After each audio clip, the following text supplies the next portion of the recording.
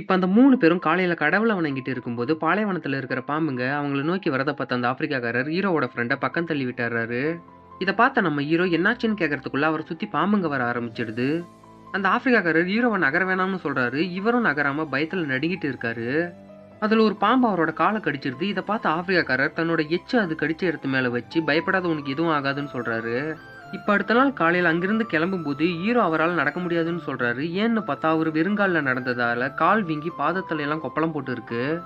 இத பார்த்த அந்த ஆப்பிரிக்காரர் தம் மேல போட்டிருந்த துணியை கிழிச்சு அவரோட கால்ல சுத்தி விடுறாரு. இப்ப நடக்க ஆரம்பிச்ச கொஞ்ச நேரத்திலேயே ஹீரோவோட ஃப்ரெண்டும் முடியாம கீழ விழுந்துடுறாரு. அவர் அந்த ஆப்பிரிக்காக்காரரை பார்த்து எங்களை எதுக்கு கூட்டிட்டு வந்தேன்னு கேட்டு, அங்கிருந்து இருந்தாலே நாங்க உயிரோட இருந்திருப்போம்னு சொல்லிட்டு கீழ விழுந்துடுறாரு. கீழ விழுந்தவர தன்னோட தோள் மேல போட்டு அந்த ஆப்பிரிக்காக்காரர் தூக்கிட்டு போறாரு. கொஞ்ச நேரத்திலேயே ஹீரோவும் மயக்கம் போட்டத பார்த்த அவரு 2 பேரையும் அங்க பக்கம் வச்சுட்டு துணியால சூரியன் அவங்க மேல படாம மறைச்சுன்னு நிக்கிறாரு. அவங்க கொஞ்சம் சுய நினைவுக்கு வந்ததும் மறுபடியும் நடக்க ஆரம்பிக்கிறாங்க. ஹீரோவோட ஃப்ரெண்டு கண்ணுக்கு தண்ணி இருக்கிற மாதிரி தெரியுது. தன்னோட சுயநிலைவை இழந்தவர் யார் தடுத்தும் கேட்காம தண்ணின்னு நினைச்சு மண் அள்ளி சாப்பிட்டுறாரு.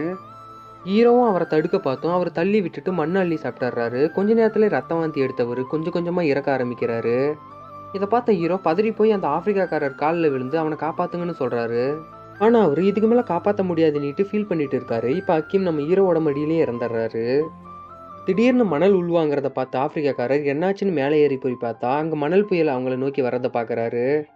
அவர் ஹீரோவை கூட்டிட்டு அங்கிருந்து கிளம்புறாரு. ஆனா ஹீரோ அக்கீமை பார்த்து அழுதுட்டியே அவனையும் நம்ம கூட கூட்டிட்டு போலாம்னு சொல்றாரு.